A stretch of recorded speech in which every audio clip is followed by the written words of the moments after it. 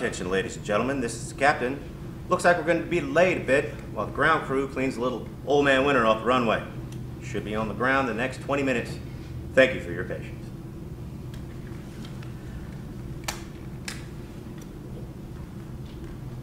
Pittsburgh? Pittsburgh.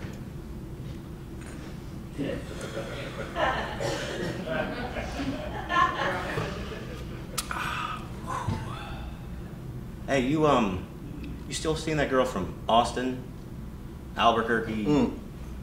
Atlanta. Yeah, no, she dumped me.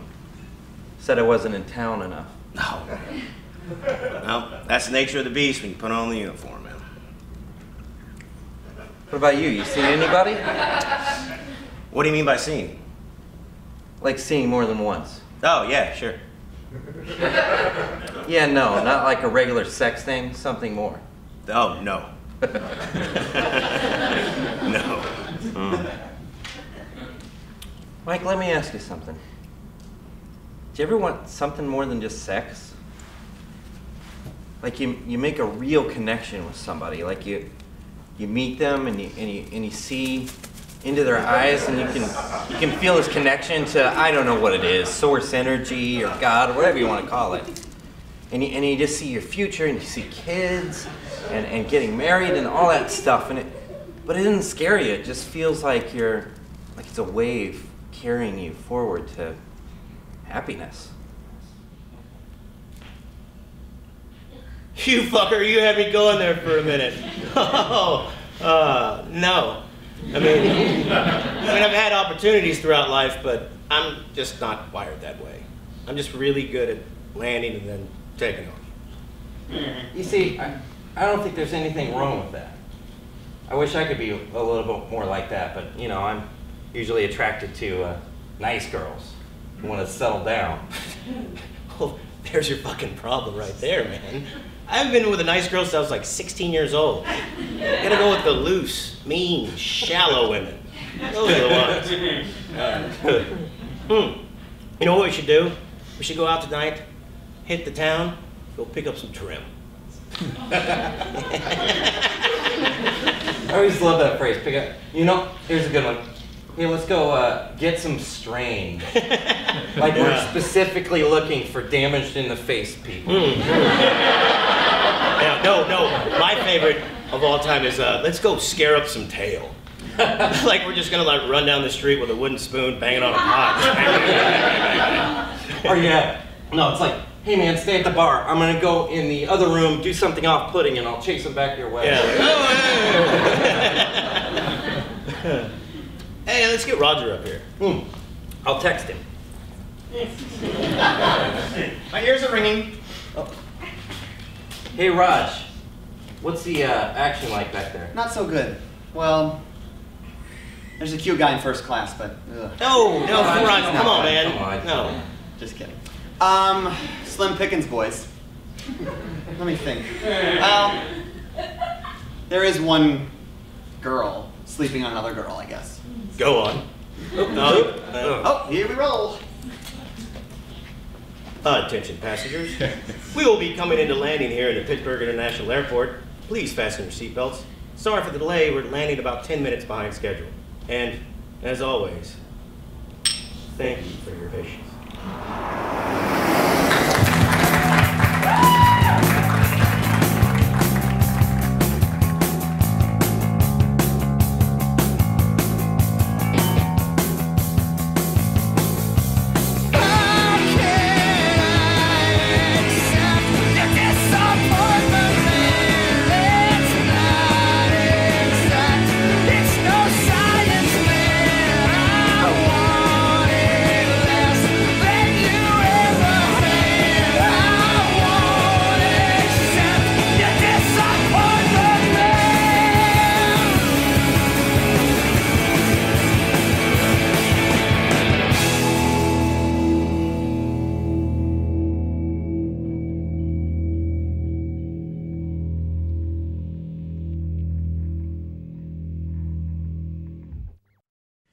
Happy 30th birthday to Ellie!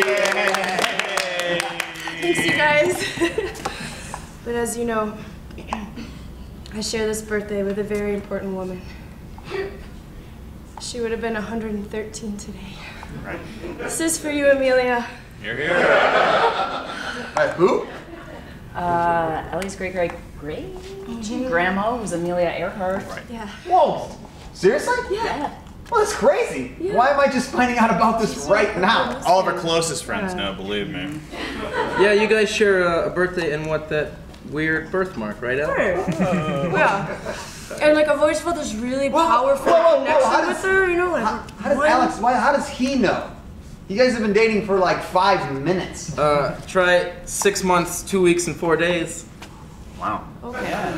See, the thing is, like, I just kind of thought by 30 I'd have my shit together, you know? Like, Amelia by 30, she had already been a war nurse and like, you know, a social worker, and she'd already bought an airplane, you know? I bought Jimmy John's with a bag of loose change. Last night. I mean, Elle, none of us know what we're doing with our lives, though. Seriously. I mean, Matt especially. That's true. Okay, whoa, what? Actually, I'm a babysitter. Like, that's a little kid's job. Little girls do that job and get paid for it. Playing with kids is fun. Besides, Matt's been unemployed for over a year. I was laid off. Economy, man. Hey, if it makes you feel any better, on my 30th birthday, I did 8 shots of Patron, got a tattoo of a monkey on my calf, and called my ex-girlfriend Dirty Jersey to propose. On the phone? Okay, I still think mine's worse, though. How? I went out with Reed again. The artist guy who lives in the Flatiron Lot? so cute. He gives me the creeps.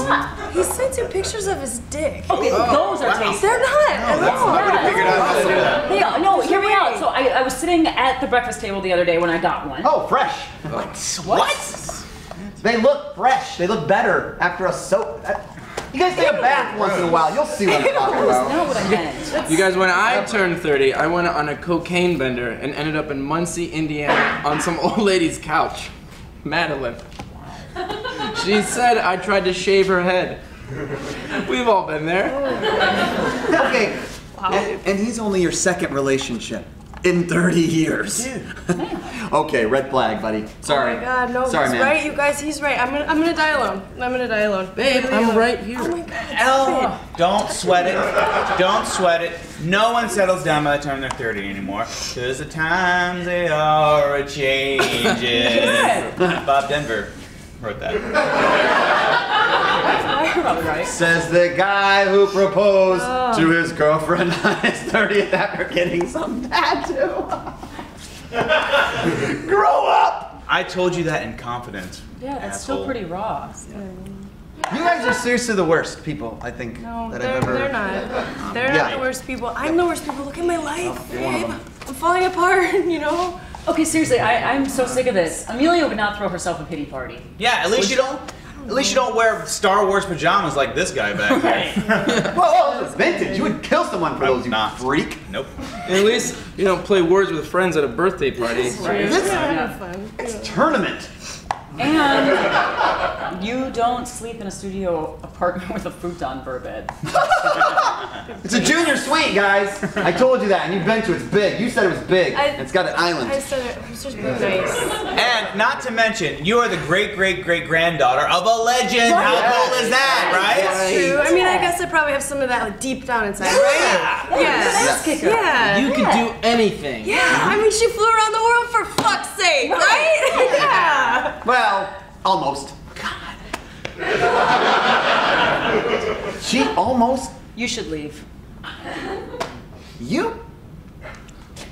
Just go. Whoa. Wait, Matt.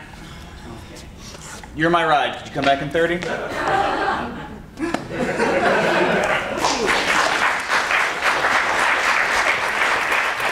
Next time, A&E, Amelia Earhart. She tried to fly around the world, but then disappeared. New evidence shows she may have survived many years on a deserted island. A large stack of coconut shells may also show she was something more. Hoarders all new at 7 p.m. Followed by an all-new episode of Storage Wars, Police Evidence Lockers. When I'm bidding on a police evidence locker, what I'm looking for is some buried treasure. That one special item that's just gonna make it all worthwhile. Or some cocaine. Hold on a minute. Storage Wars, followed by a Storage Wars marathon, only on A&E. And now, back to Police Cops. Followed by another Storage Wars. Yeah, no.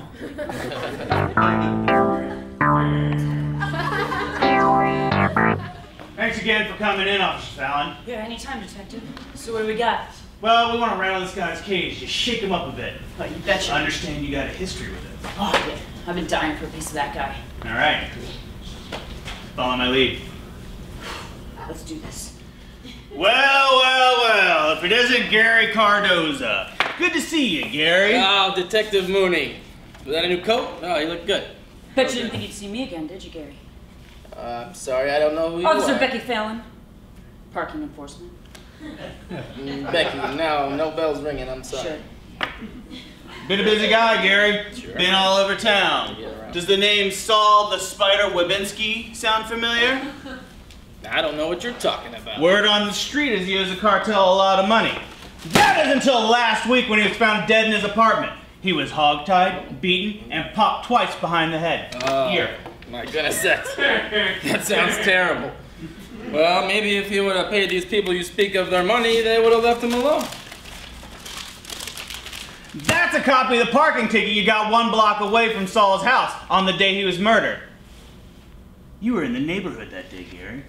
It's a $50 fine. You got that kind of scratch? Yeah. Well, guess what? It's been a week, and you missed the due date. Now it's $95, tough guy. Well, I gotta write you a check, or I got. Look, cut the bullshit, Cardoza. We know you killed the spider, and ballistics on the bullets we pulled out of his head matched 3 other murders. So now I got you for Pete Delmonico, Ahmed Walinda, and Tommy Six Fingers. Oh, you do? 3 on each hand. You got prints? You got witnesses? You got a murder weapon? You got nothing. Oh, no, I'll tell you what you got. 16 unpaid parking violations, 4 speeding tickets, and a failure to buy a city sticker for 4 years in a row now. Now, from where I'm standing, Gary, you got 2 options. Look at me. 1, you pay your fines and you walk away, or we can do this the hard way. What's the hard way? Oh, see, that's where you have to work out a monthly payment program with the county registrar. Yeah, who's got the big dick now, punk?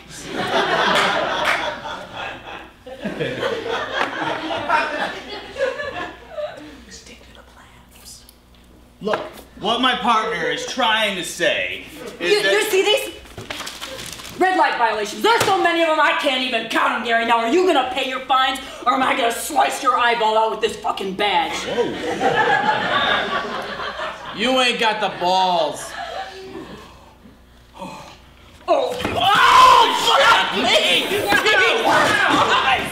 Damn it! Whoa, no! What?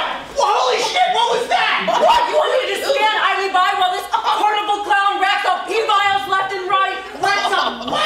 P-vials! Parking violations, you dumb fuck! Now I know what you think of me. You think I'm just some glorified meter maid? But that badge means something to me. It means that I uphold the laws, all the laws, and last time I checked, is running a red light against the law? A what? Yes, technically running... Damn right it is! No, I have watched this rodeo rugrat use my city's stoplights and parking meters as his personal toilet for the very last time. And so, God help me, I am going to make him pay his fines, if it means slamming his nuts in a desk drawer or putting a lien on his business. Wait, a lien? Yeah, you could put a lien on his business to pay for the unpaid fines and parking violations. Don't you know anything about traffic law? No, but you bring up an interesting point. Hey, Gary. What? We're gonna put a lien on your business. Yeah. Look, you don't have to do that. Yeah, I'll pay the fine. No. I like this much better. The Chicago Police Department is going to put a lien on your bank account to pay for your precious P-balls. And then you can deal with your bosses. And we know how much your bosses like to have their money messed with. Well, we can make a deal. No, Mooney. City hasn't had a ticket amnesty program since 2009. Fucking idiot. Look, you're just a low-level thug. Hey, I want your boss. Just give me one name. Just tell me who ordered the hits, and we can make this whole thing go away. Even the parking tickets. What? No! Mooney, you can't do that! He has to pay for his crimes! No. I have so much on this guy. You gotta let me have it. What? Look, this is the biggest bust of our careers. We have an end to the biggest cartel in this city, and you want me to throw that away for a bunch of rolling red lights and parking violations? Yeah. Not all crime is the same, Fallon. Parking and murder is not the same. Back off!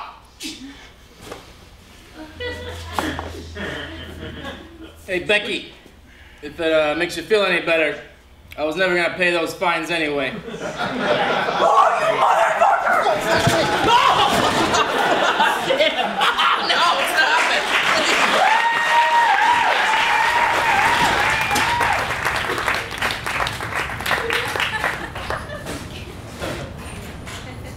it! See you in hell.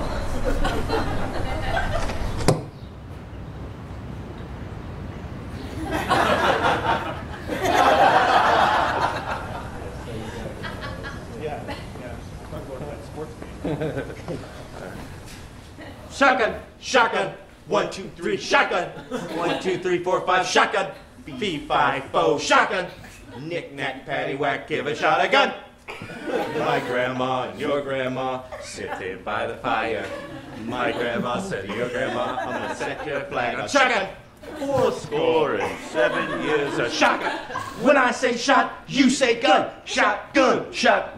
If you're blue and you don't know where to go to, why don't you go where fashion sits?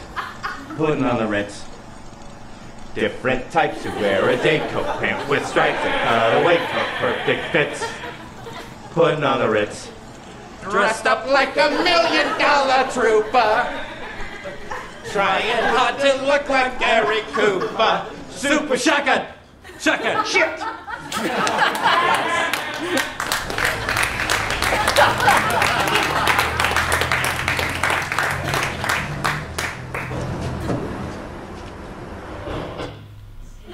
If you act like child, I will treat you like child. Where to, buddy?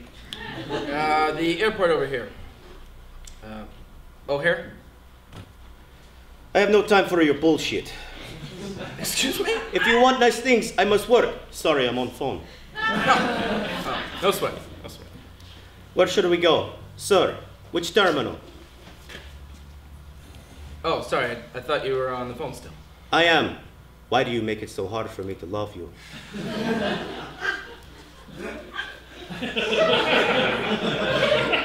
Hey, how we doing? You said to go to O'Hare, no? We gotta move faster. Sir, this is not tank. I cannot drive over other car. How are we gonna keep up with the Chinese? Sir, those cabs that passed us had Pakistani drivers, not Chinese. Oh, I'm sorry. I'm on the phone as well. You should be more open-minded. I know, right? Right here, we are on ramp. Hey, I need to know where we're headed. You still need to tell me that, sir. We passed it. Turn around. The motion. Is it too much? You must drive aggressive in city. Why am I even making this trip? If you continue to yell at me, we end this now. I'm sorry. I can't deal with your erratic behavior, so I left. No, on the right, where all the other cars are pulling over. Right here. Yes, please. 8 even. Keep it. I love you. I love you too. No, not you. I speak with customer. You're still devil woman. Move, Chevy Cobalt, piece of shit!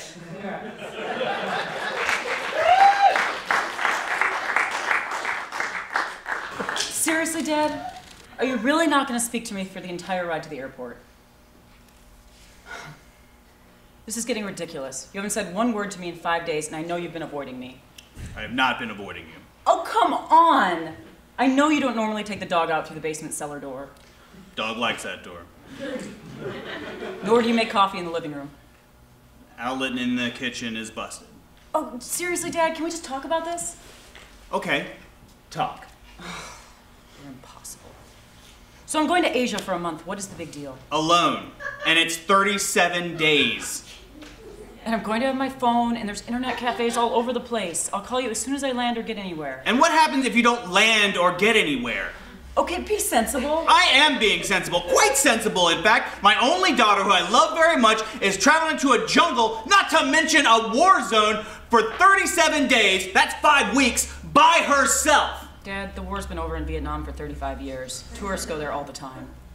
You're too young. I'm 29 years old. I still pay your phone bill.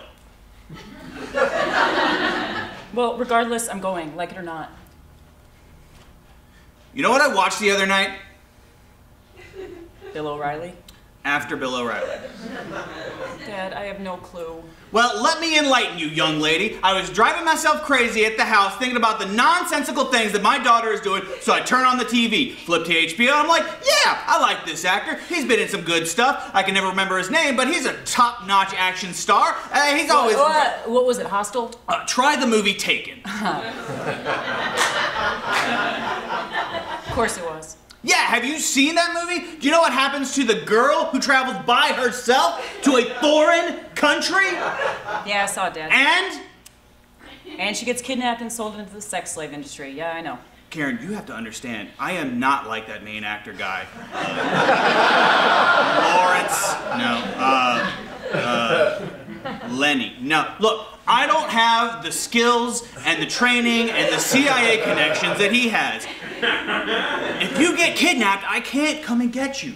Dad, it's going to be fine. Okay, what happens if you do get over there and all you realize is you left your briefcase at the airport, so you get in a cab to go get it, and all of a sudden on the way there, the cab goes into the river? What briefcase? And then you wake up in the hospital and nobody remembers you, not even your wife. And the doctors are trying to do all this stuff to you, making you God knows what, pumping you full of drugs. Shit! Are you referencing the movie Unknown? I like that actor. God, what is his name? Lemmy. No, that's a different guy. Jack Lemmon. Look, he takes on real stuff. These are real things that happen when people go to a foreign country. I love you, but you have to stop watching these movies. And no more Googling. I didn't Google up anything. Don't lie, I saw the browser history. American girls kidnapped overseas. I saw it. That was logical research that I was not connected to what you were doing. Yeah. Well, you know you do this every time. When I went to Colombia, I was going to be kidnapped by the drug cartel. Yeah, it happened in Blow. Johnny Depp. Great actor. Okay. In Peru, I was going to be kidnapped by my cab driver and held for ransom. Man on Fire. PETA is lucky to be alive. Denzel Washington died to save her, and he was her bodyguard. Okay. South Africa, I was going to get AIDS. Yeah, it happened in Blood Diamond. It can happen to you. If you leave for a foreign country, you might as well dip yourself in AIDS. Okay, no, Dad, it actually didn't happen. Nobody got AIDS in that movie. Johnny Depp did not get kidnapped, and Man on Fire was in Mexico City. Cut it out. Look,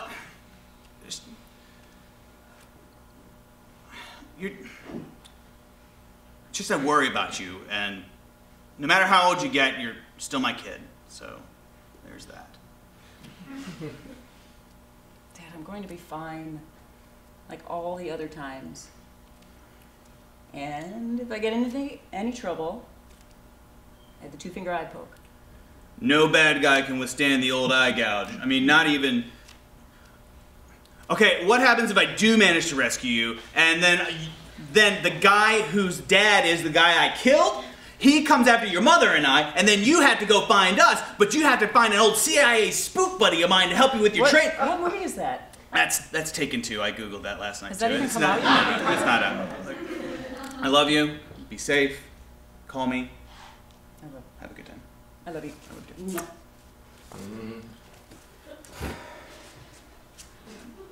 Nope. Hey! Liam Neeson! That's his name! Bye, hun.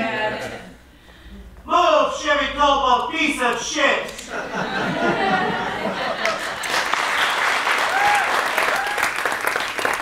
We are America.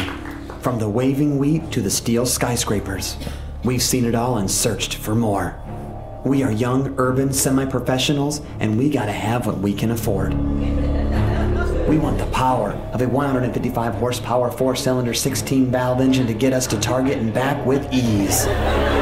We want the unnoticeable look and color that comes standard with whichever model we can afford. We are the waiters, actors, interns, and sales associates that make this particular part of the city really great.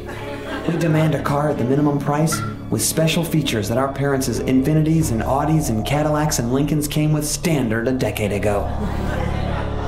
Introducing the new Chevy Cobalt from Chevy, the ideal machine for periodically driving on flat, dry roads in urban environments. All the urban, lower middle class income conveniences are included. Variable intermittent wipers, 4 two-season tires, rear defogger, tilt-adjustable steering wheel, front license plate mount, remote trunk release, and a stereo with an 1/8-inch mini audio input. The new Chevy Cobalt makes your 5-times-a-year trips to the suburbs pretty easy, with cruise control, 2 center console cup holders, driver and passenger sun visors, and a trip odometer digital display. The new Chevy Cobalt leaves all the competitors in the dust by removing all the features a city dweller really has no purpose for. Act now. Get the car that drives and handles exactly how it looks like it would drive and handle. Chevy. It'll be fine. Get a Chevy Cobalt with 0% financing plus tax, tag, and fees with $500 cash back with approved credit plus dealer installed options during Chevy Deal Sign and Drive year-end event.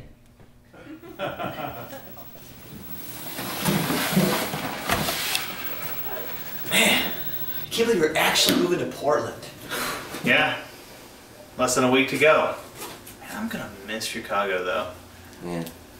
You know what you should do? You should take this last week and really do it up. Yeah, man.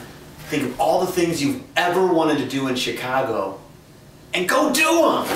Live it up. You know what? It's a great idea. Hey, excuse me, sir. You have time for the environment? No? Have a great day. Hey, excuse me, sir. Do you have time for the environment? Oh!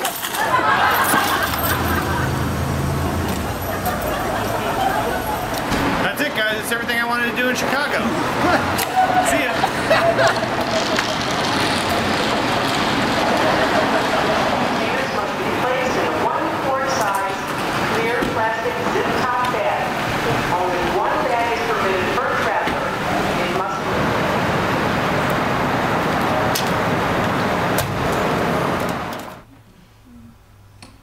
Attention, ladies and gentlemen. We will be coming in for a landing here into Pittsburgh International Airport.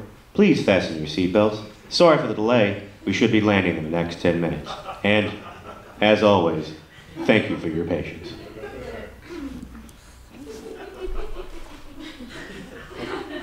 I think your friend's asleep. Oh, it's not my friend.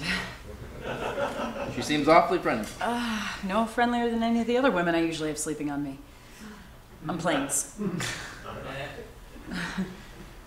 Where are you from? Pittsburgh originally. Hey, I'm flying to Pittsburgh right now. Coming to visit me so soon? I mean, we just met. Well, I was surprised you invited me so soon. I took it as a sign that you were way into me. But at least my mom's finally going to get to meet you. I mean, I've been telling her all about you. She and I are going to have a great time. I mean, you can come along too, if you'd like. Oh, okay. I see how it is. You flirt with girls on airplanes to get to their moms. Damn it. That is supposed to be a secret.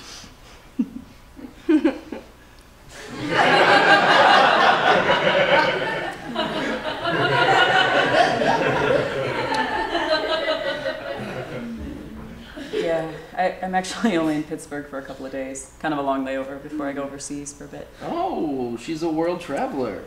Maybe a bit. Nice, me too. Well, it's in my blood. My great-great-great-grandmother was Amelia Earhart. What? Are you serious? Yeah. No. No, okay, really, I'm gullible. Are you joking? We really are related. Yeah. I don't wear this hat all the time like my sister does. Okay. You don't want to know. Sort of bizarre. Yeah. So, what are you going to be doing in Pittsburgh? Actually, it's my mom's 60th birthday. Yeah, it's this huge party that they put together. Everybody's going except for my dad. He's kind of freaking out about me going overseas. Doesn't want to see me at all. I don't know, I'm gonna go and probably drink a lot of Yingling. Probably cry a little bit.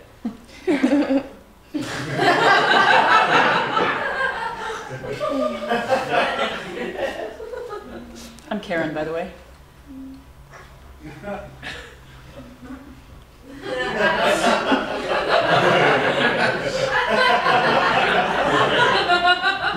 She shakes for me. Yeah, I'm Mike.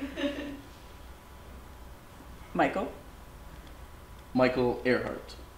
Ah. Well, Michael Earhart, I am Karen Marie McLeod. It's a pleasure, Karen Marie McLeod.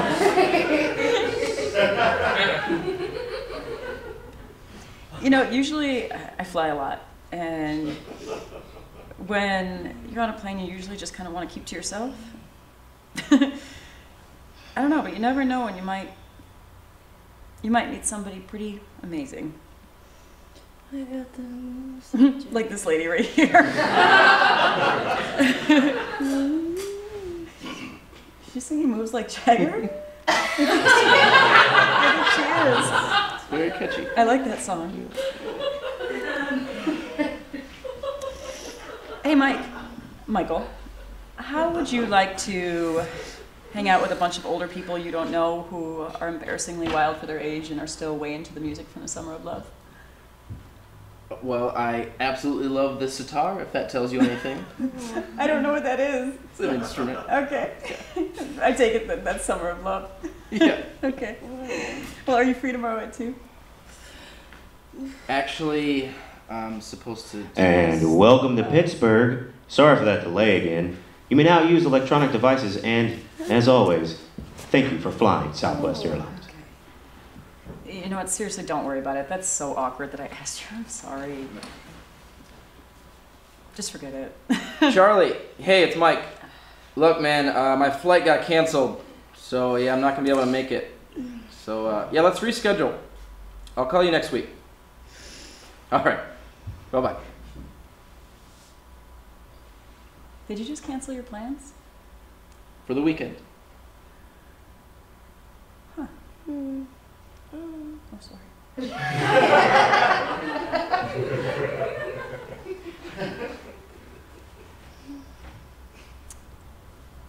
Hi, Karen. It's Michael. Michael Earhart. Listen, your phone's still going straight to voicemail, so I'm assuming it's still off in your purse under the chair. But I had a really great time with you this weekend, and I can't wait till I can see you again. So you have my number. Call me. Okay, I don't know what else to say. I'm bad at leaving messages. I sound like an idiot. I don't sound like an idiot, do I? Maybe a little. No more than me. I'll see you out there. Okay. Let's get your number 2 pencil.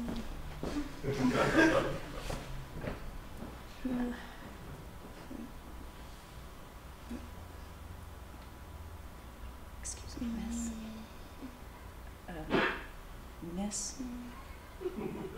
Miss. Ah! We landed.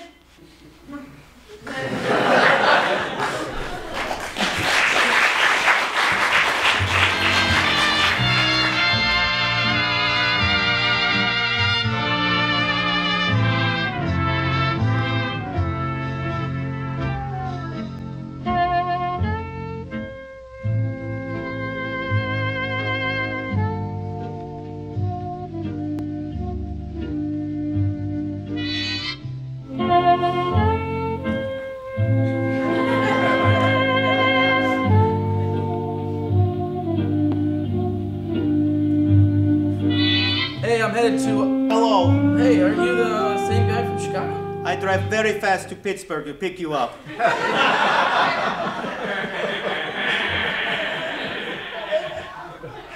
Really? No, I'm sorry, I'm on phone. Nice.